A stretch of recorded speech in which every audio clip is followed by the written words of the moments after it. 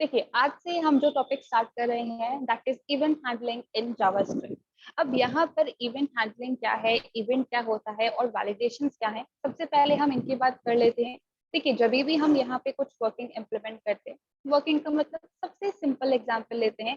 For example यहाँ पर मैंने एक फॉर्म क्रिएट किया है। आप सब लोगों ने HTML के अंदर वेबसाइट क्रिएट करी है, तो सबको पता है कि फॉर्म्स वहाँ पे कैसे क्रिएट होते हैं। बाकी हम आगे देखेंगे फॉर्म का क्रिएशन कैसे होता है, बट जीमेल के फॉर्म से आई गेस आप सब लोग वाकिफ हैं कि किस तरीके से वो काम करता है।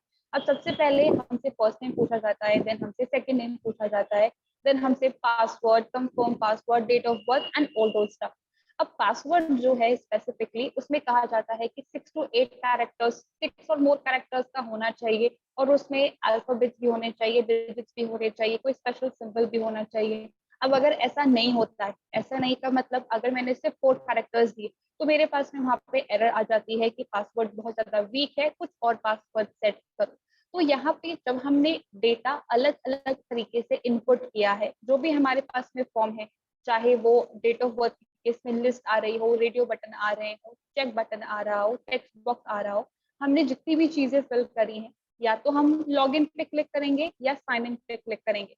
बटन के क्लिक करने पे वो सारी चीजें चेक होती हैं। तो ये जो हम वेरीफाई कर रहे हैं डेटा को, ये कहलाता है हमारा वैलिडेशन, जो कि हम आगे आने वाले सेशंस में कवर करने वाले हैं। फॉर्म को क्रिएट करके किस तरीके से डेटा वैलिडेट होता है उसका एग्जाम्पल्स हम आगे कवर करेंगे। लेकिन ये तो बात थी वैलिडेशन। अब ये सारी चीजें सिर्फ तब हो सकती है जब हमने जावास्क्रिप्ट के अंदर इवेंट हैंडलिंग इम्प्लीमेंट कर रखी। अब जितने भी लोगों ने जावा पढ़ रखा है, आई गेस वो सब जानते हैं कि किस तरीके से इवेंट्स काम करते हैं। सिंपल अगर इवेंट को हमें डिफाइन करना हो तो इवेंट का मतलब क्या है, मैंने कोई एक एक्शन परफॉर्म किया है। अब एक्शन का मतलब क्या हो सकता है, मेरे पास में माउस अवेलेबल है, माउस का लेफ्ट बटन होता है, राइट बटन होता है, मिडिल बटन होता है। मैं कोई सा भी एक बटन प्रेस कर दूं या फिर मैं स्क्रॉल करूं डेटा को, तो ये भी हमारे पास में इवेंट की कैटेगरी में आएगा। सिमिलरली मेरे पास भी कीबोर्ड के अंदर बहुत सारी कीज अवेलेबल है, तो मैंने एंटर की प्रेस करी है, कैपिटल ए प्रेस किया है, स्पेस बार प्रेस की। तो यहाँ पे हमारे पास में जितने भी कंपोनेंट्स है, हम उन पे जब कोई एक्शन परफॉर्म करते हैं, वो कहलाता है हमारा इवेंट। और उस एक्शन के परफॉर्म होने पर हमें क्या वर्किंग करवानी है, वो कहलाता है हमारा इवेंट हैंडलिंग। तो अगर मैंने एक इमेज क्रिएट करी, IMG टैग की हेल्प से मैंने एक इमेज को क्रिएट किया है, जैसे ही मैं उस इमेज पे क्लिक करूंगी वैसे ही उसका साइज डबल हो जाना चाहिए। तो इमेज के क्लिक करने पर मतलब एक एक्शन हुआ है, एक इवेंट हुआ है, उस पर क्या करवाना है, उस पर साइज डबल करवा देना है। तो वो कहलाता है हमारा इवेंट हैंडलिंग। तो अब हम वही यहाँ पे स्टार्ट कर रहे हैं। अब इवेंट हमारे पास में बहुत सारे अवेलेबल हैं, जैसे कि आपने जावा के अंदर कवर किया था, एक्शन लिस्नर, माउस लिस्नर, की लिस्नर, उसी तरीके की यहाँ पे वर्किंग आएगी, बट सिंटेक्स यहाँ पे अलग होता है। तो सबसे पहला जो हमारा एग्जांपल है इवेंट हैंडलिंग का, बहुत ही सिंपल सा है। मैंने यहाँ पर 2 बटन क्रिएट करे हैं, मैं आपको पहले प्रोग्राम एग्जीक्यूट करके बता देती हूँ। देखिए, बहुत सिंपल सा मैंने एक डॉक्यूमेंट क्रिएट किया है, और इस डॉक्यूमेंट के अंदर मैंने यहाँ पे 2 बटन क्रिएट करे, upper count and lower count. Basically होगा क्या कि इस अपर काउंट के अंदर हम क्या करेंगे, एक फंक्शन मैंने क्रिएट किया है और उसमें मैंने कोई डेटा पास किया है। जो भी डेटा मैंने पास किया है उसमें कितने अपर केस के कैरेक्टर्स, ये उसका काउंट हमें रिटर्न करेगा। सिमिलरली जो लोअर काउंट बटन है, इस बटन के क्लिक पे मैंने जो स्ट्रिंग पास करी है, उस स्ट्रिंग में कितने लोअर केस के कैरेक्टर्स है, ये उसका काउंट हमें रिटर्न करेगा। तो यहाँ पे हमें कोडिंग भी करनी है और ये बटन भी क्रिएट करने हैं। तो सबसे पहले तो हम यहाँ पे हमारी एक्चुअल कोडिंग की ही बात करने वाले हैं। देखिए, जब भी हम यहाँ पे इवेंट हैंडलिंग इम्प्लीमेंट करेंगे, कुछ एक्शन के परफॉर्म होने पर जब भी हमें कुछ काम करवाना है, तो वहां पे हम डायरेक्टली स्क्रिप्ट टैग के अंदर एक एक करके स्टेटमेंट्स नहीं लिखते हैं, हमें फंक्शन के अंदर ही कोड लिखना है।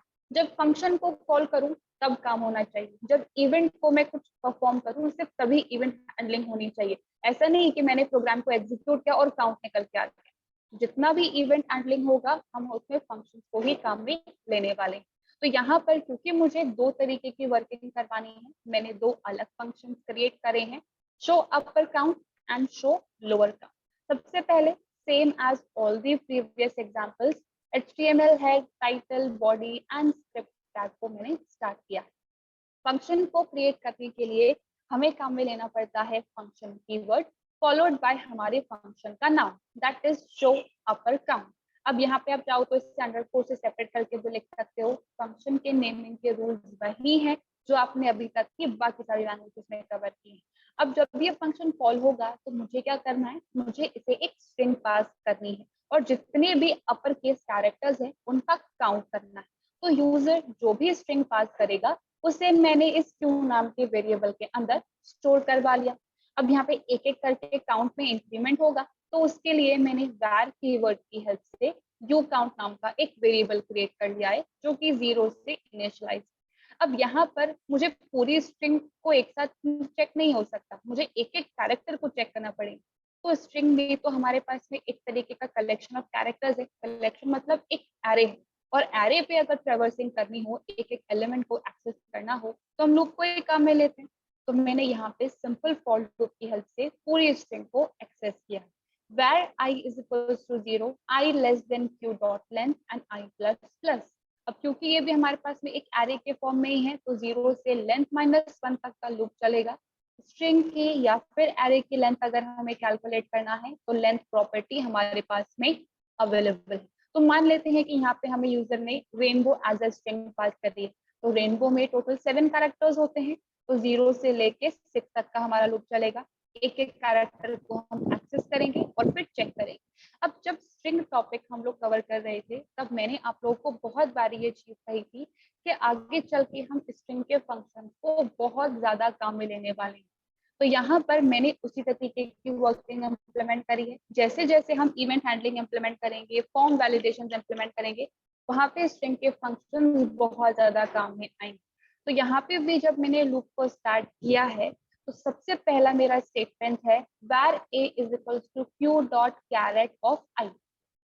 एक स्ट्रिंग है, स्ट्रिंग के हर एक इंडेक्स पे कौन सा कैरेक्टर अवेलेबल, या स्ट्रिंग के स्पेसिफिकली 0 कैरेक्टर 0 इंडेक्स पर 5th इंडेक्स पर कौन सा कैरेक्टर प्रेजेंट है, अगर मुझे ये पता लगाना है तो उसके लिए हम यहाँ पर कैर एट फंक्शन को काम में लेते हैं।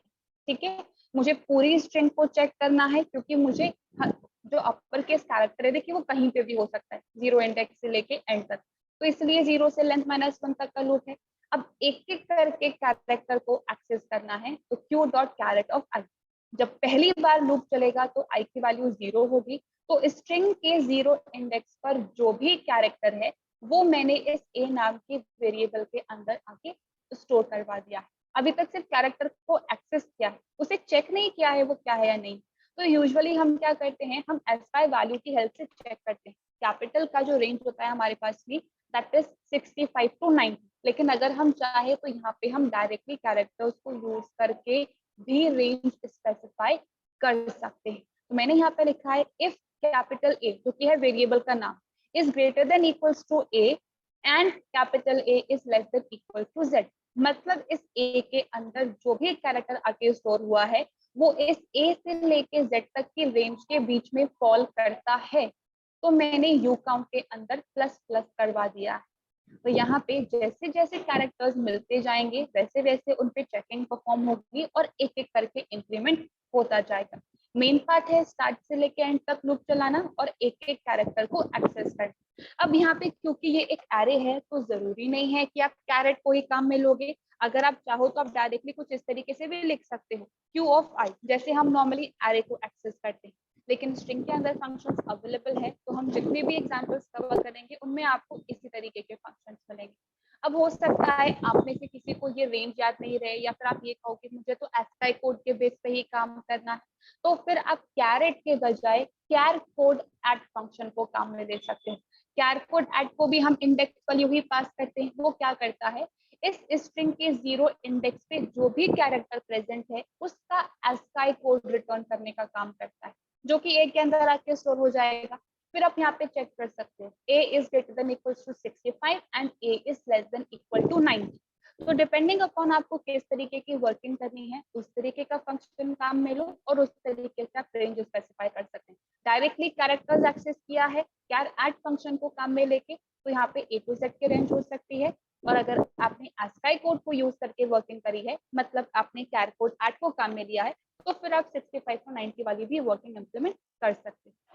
तो अब यहाँ पे हर एक इंडेक्स पे जो कैरेक्टर होगा वो ए के अंदर आके स्टोर होगा, चेक होगा वो ए टू जेड के रेंज पे फॉल कर रहा है या नहीं, और फिर इंक्रीमेंट जैसे ही पूरी लेंथ को हम ट्रैवर्स कर लेंगे, मैंने यहाँ पे इस डू काउंट को रिटर्न करवा दिया, तो जहाँ से भी फंक्शन कॉल होगा वहां पे वैल्यू रिटर्न हो जाएगी।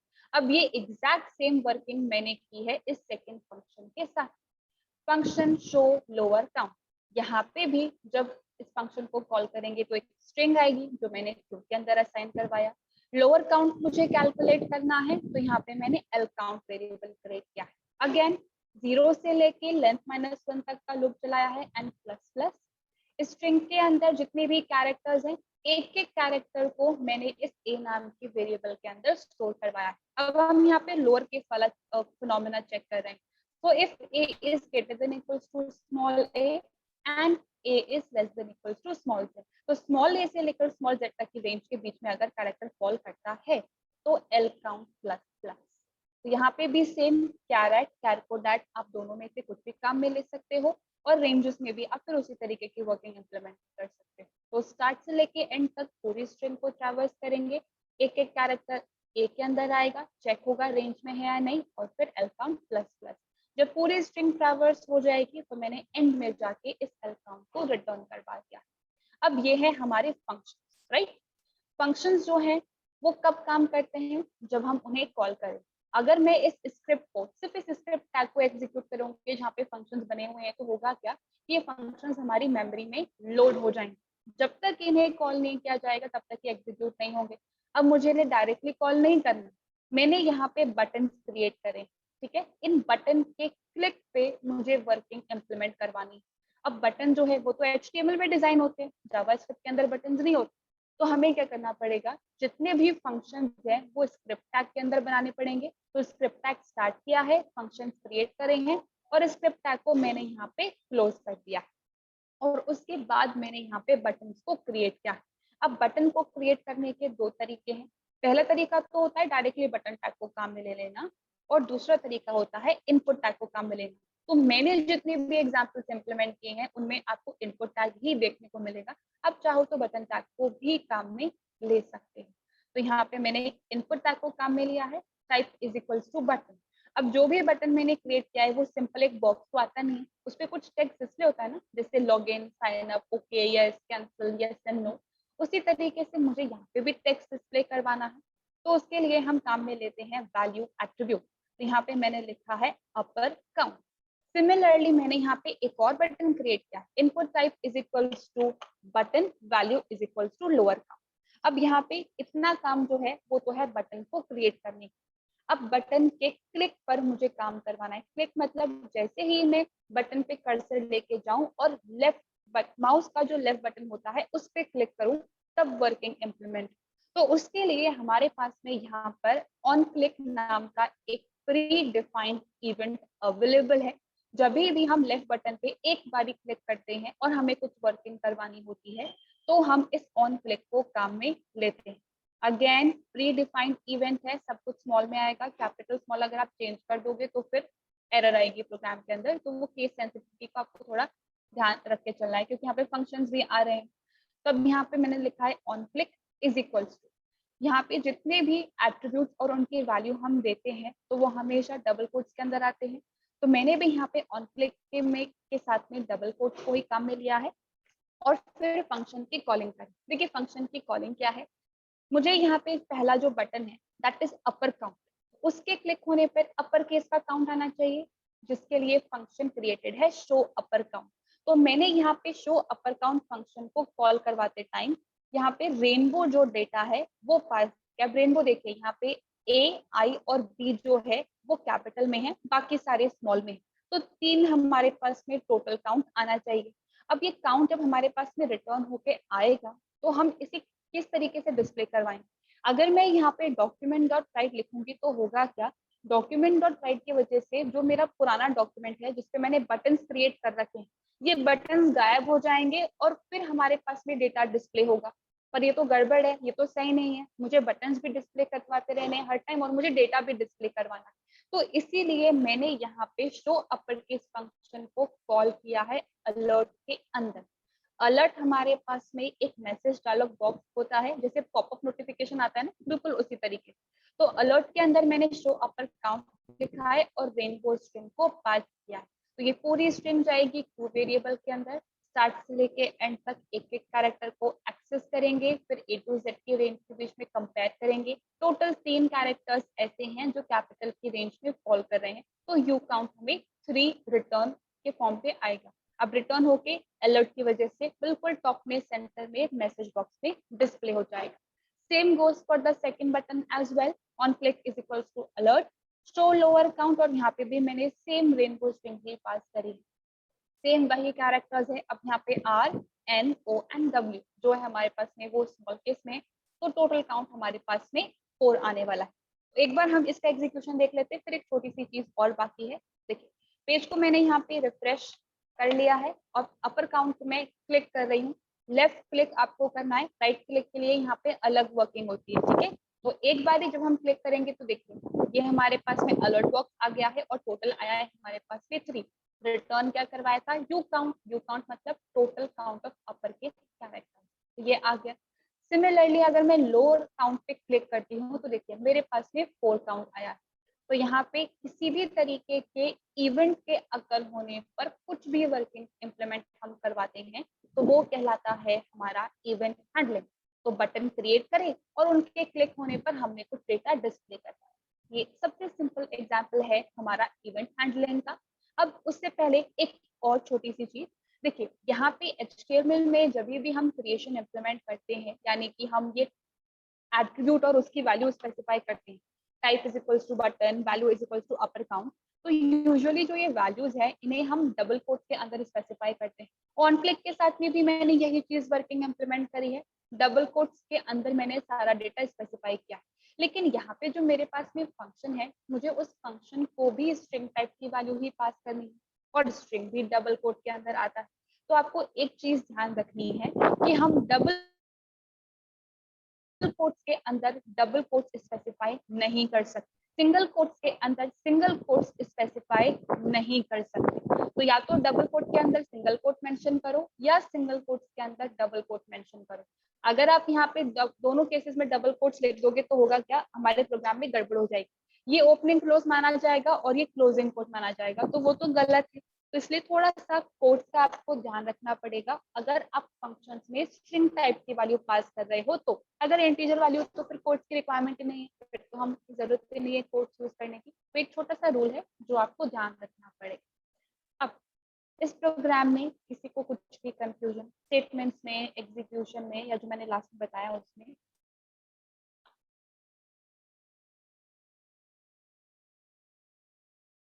करना है। Now, the next program that we have is of get element by ID method. ठीक है, बहुत पहले जब हम लोग फॉर ईच लूप डिस्कस कर रहे थे या हम लोग ऑब्जेक्ट्स वाला पार्ट इम्प्लीमेंट कर रहे थे, तो मैंने यहाँ पे डॉक्यूमेंट ऑब्जेक्ट का एक वेरिएबल क्रिएट किया था या फिर मैंने उसमें लूपिंग इम्प्लीमेंट करी थी।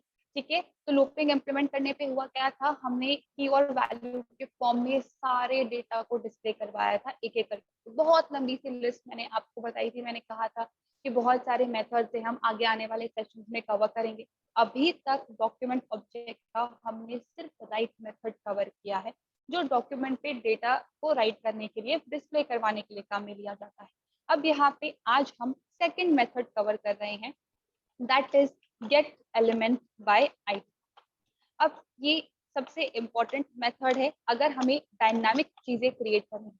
डायनामिक चीजें क्रिएट करने का मतलब, देखिए मैंने बटन क्रिएट किया था, बटन के क्लिक होने पर मैंने सिंपल टेक्स्ट को डिस्प्ले करवाया, लेकिन मैं बटन पे क्लिक करूं और एक टेबल एग्जिस्टेंस में आ जाए, डायनामिक, एक बटन पे क्लिक करूं और एक फॉर्म पूरा लोड हो जाए, तो वो चीजें हमारी थोड़ी सी डायनामिक कहलाती। तो उस तरीके की वर्किंग अगर हमें करवानी हो तो वहां पर हम gate element by ID method को काम में लेते हैं। अब ये एक्चुअली में करता क्या है, देखिए जैसे हम लोग हैं, हम हर इंसान का आई थिंक यूआईडी बना हुआ है, आधार कार्ड बना हुआ है, तो हर एक का एक यूनिक आइडेंटिफिकेशन जिसको यूज करके कोई भी पूरे स्टेट में हमारे बारे में इंफॉर्मेशन निकाल सकता है, इनफैक्ट पूरी कंट्री में भी आई गेस इंफॉर्मेशन निकाल सकता होगा।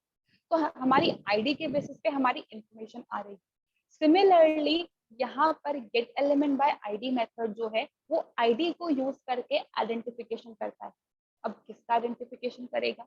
हमने HTML को यूज करके डिजाइनिंग इम्प्लीमेंट करी है, और ये चीज मैंने आपको पहले भी कही थी, जो HTML और CSS है that is the basic framework, that is the actual structure of our web page. थोड़ी अगर हमें चीजें अट्रैक्टिव बनानी हो, थोड़ा सा डायनामिक बनाना हो, तो हम जावास्क्रिप्ट को काम में लेते हैं। डेटाबेस पे वर्किंग इम्प्लीमेंट करनी है तो PHP को काम में लेते हैं, बट डिजाइनिंग वाला पार्ट सारा HTML CSS के थ्रू ही होगा। तो अब यहाँ पर भी मैंने एक पैराग्राफ क्रिएट कर रखा है और एक बटन क्रिएट कर रखा है, ठीक है। पैराग्राफ में एक सिंपल टेक्स्ट है दैट इज हेलो। अब बटन के क्लिक पे मैंने एक फंक्शन को कॉल करवाया। फंक्शन क्या करेगा? सिंपल 2 नंबर्स का इनपुट लेके एडिशन होगा। अब यहाँ पे एडिशन करके रिजल्ट को मुझे कहाँ डिस्प्ले करवाना है? जहां पर मैंने पैराग्राफ में हेलो टेक्स्ट लिखा है उसकी जगह मुझे उस रिजल्ट को डिस्प्ले करवाना है। अभी जैसे मैंने आपको एक एग्जीक्यूशन करके बताया कि अगर मैं डॉक्यूमेंट डॉट राइट को काम में लूंगी तो क्या होगा? बटन मेरे गायब हो जाएंगे और टेक्स्ट वहां डिस्प्ले हो जाएगा। बटन गायब नहीं करवाना और फिर भी टेक्स्ट डिस्प्ले करवाना और अलर्ट को भी काम में नहीं लेना, तो उसके लिए इस गेट एलिमेंट बाय आईडी को हम काम में लेते हैं। वर्किंग कैसा होता है जब एग्जाम्पल से समझेंगे तो आपको और अच्छे से क्लियर हो जाएगा। देखिए यहाँ पर लास्ट प्रोग्राम के अंदर मैंने जो बटन्स हैं वो बाद में क्रिएट करे थे, लेकिन इस प्रोग्राम के अंदर मैंने HTML वाला पार्ट पहले क्रिएट कर दिया। तो मोस्ट ऑफ द टाइम्स जो HTML वाला पार्ट है वो हम पहले ही क्रिएट करेंगे। अब ऐसा क्यों है? ये हमने जावास्क्रिप्ट के फर्स्ट सेकंड सेक्शन में डिस्कस किया था। स्क्रिप्ट टैग के अंदर अभी हम बहुत छोटी छोटी वर्किंग इम्प्लीमेंट कर रहे हैं, लेकिन अगर हमने कोई वेबसाइट बनाई है तो हो सकता है उसमें बहुत सारे फंक्शन हो, बहुत सारी वर्किंग हमने एग्जीक्यूट करवा रखी है, तो फंक्शंस एक एक करके मेमोरी में लोड होंगे तो वो टाइम कंज्यूम करेगा। अब जब वो टाइम कंज्यूम करेगा तब तक हमारे पास में वो लोडिंग बटन बस घूमता रहेगा और डॉक्यूमेंट खाली रहेगा। ऐसा नहीं होना चाहिए। जो भी कंटेंट है वो हमारे डॉक्यूमेंट पे डिस्प्ले हो जाए, बाकी फंक्शंस लोड होते रहेंगे। तो इसीलिए हम HTML यानी कि जो डिजाइनिंग वाला पार्ट है वो पहले लिखते हैं और स्क्रिप्ट टैग को हम बाद में लिखते हैं। तो मैंने यहाँ पे सबसे पहले एक पैराग्राफ क्रिएट किया है। पैराग्राफ को क्रिएट करने के लिए p टैग को काम में लेते हैं, एंड आई गेस अपनी p टैग के बहुत सारे एट्रीब्यूट्स कवर किए होंगे, लाइक फोरग्राउंड होता है, बैकग्राउंड होता है, इवन अलाइनमेंट भी होता है। उसी तरीके से यहाँ पे HTML के हर एक टैग का एक और एट्रीब्यूट होता है जो कहलाता है आईडी। हर एक एट्रीब्यूट को यूनिकली आइडेंटिफाई करने के लिए हम यहाँ पे आईडी टैग को काम में लेते हैं और डबल कोट्स में हमें उसकी वैल्यू लिखनी पड़ती है। अब यहाँ पे मैंने लिखा है id is equals to para. इसका मतलब मैं अपने पूरे प्रोग्राम के अंदर कहीं पे भी इस पैरा आईडी को यूज करके पैराग्राफ टैग को काम में ले सकती हूँ। जैसे मैंने कहा यूनिकली किसी भी टैग को अगर मुझे एक्सेस करना है तो उसके लिए हम गेट एलिमेंट बाय आईडी को काम में लेंगे, तो यूनिक आईडी स्पेसिफाई भी तो करनी पड़ेगी। तो यहाँ पे किसी भी यूनिक आईडी को स्पेसिफाई करने के लिए आईडी और इज इक्वल टू जो भी वैल्यू आपको मेंशन करनी है। मैंने यहाँ पे पैरा लिखा है, आप यहाँ पे P1 P2 P3 P4 कुछ भी आईडी स्पेसिफाई कर सकते हैं। अब यहाँ पे ये मेरे p टैग का एंगुलर ब्रैकेट और ये टेक्स्ट दैट इज हेलो, ठीक है। उसके बाद मैंने यहाँ पे एक बटन क्रिएट किया है, अगेन इनपुट टाइप की हेल्प से। Input type is equal to button. इसके क्लिक पे मुझे एक फंक्शन को एग्जीक्यूट करवाना है, तो मैंने यहाँ पे फंक्शन को कॉल कर दिया है कैलकुलेशन फॉलोड बाय पैरेंथेसिस। अब बटन जो है उस पर कुछ टेक्स्ट भी होना चाहिए, तो value is equals to click है। तो अभी के लिए अगर हम इस प्रोग्राम को एग्जीक्यूट करते हैं तो देखिए यहाँ पे हेलो डिस्प्ले हो रहा है और यहाँ पे क्लिक हेयर मेरा बटन क्रिएट हो गया है। जब इस बटन पे क्लिक करूंगी तब वर्किंग इम्प्लीमेंट हो रही। अभी हम क्लिक नहीं कर रहे हैं, अभी हम पहले हमारा लॉजिक वाला पार्ट देख लेते हैं। तो देखिए HTML के कंटेंट्स को क्रिएट करने के बाद मैंने इस स्क्रिप्ट टैग को स्टार्ट किया है। Function keyword followed by function का नाम दैट इज कैलकुलेशन। अब यहाँ पे सबसे पहले मैंने 2 वेरिएबल्स क्रिएट करे हैं a एंड b, जिनमें मैंने यूजर से इनपुट एक्सेप्ट किया है। Prompt enter first number, prompt enter second number. जो भी डेटा यूजर टाइप करेगा, क्योंकि प्रॉम्प्ट का रिटर्न टाइप स्ट्रिंग है और अगर प्लस करवाएंगे तो वो कॉन्कैटिनेट हो जाएगा, तो पार्सिंग की हेल्प से मैंने दोनों वैल्यूज को इंटीजर में कन्वर्ट किया और a और b के अंदर असाइन करवा लिया। अब यहाँ पे मैंने एक और वेरिएबल क्रिएट किया where c is equal to a plus b। अब इस c के अंदर जो भी डेटा आया है मुझे क्या करवाना है, मुझे हेलो की जगह उस डेटा को डिस्प्ले करवाना है, ठीक है। Just a second guys, sorry for the disturbance. Yes, as I was saying कि यहाँ पे मैंने रिजल्ट का कैलकुलेशन का जो रिजल्ट है वो इस सी वेरिएबल के अंदर स्टोर करवा लिया है, और मुझे जो रिजल्ट है वो कहाँ डिस्प्ले करवाना है, इस हेलो की जगह डिस्प्ले करवाना है। अब मैं डायरेक्टली अगर डॉक्यूमेंट डॉट राइट लिखूंगी और उसके अंदर सी लिख दूंगी तो होगा क्या, बटन और पैराग्राफ दोनों गायब हो जाएंगे और उसकी जगह सी आके डिस्प्ले हो जाएगा। ऐसा तो नहीं चाहिए ना, मुझे बटन भी डिस्प्ले होते रहना चाहिए और भी काम होते रहना चाहिए, सिर्फ पैराग्राफ को चेंज करना है, बाकी चीजें जैसी हैं वैसी की वैसी रहे।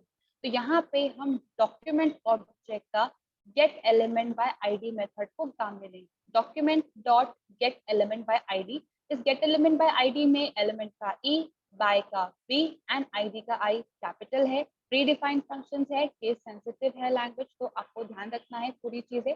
अब यहाँ पे जिस भी टैग को आपको एक्सेस करना है उसकी आईडी डबल कोट्स के अंदर आपको स्पेसिफाई करनी है। अब पैराग्राफ की आईडी मैंने पैरा स्पेसिफाई की हुई है तो यहाँ पे मुझे पैरा लिख देना है।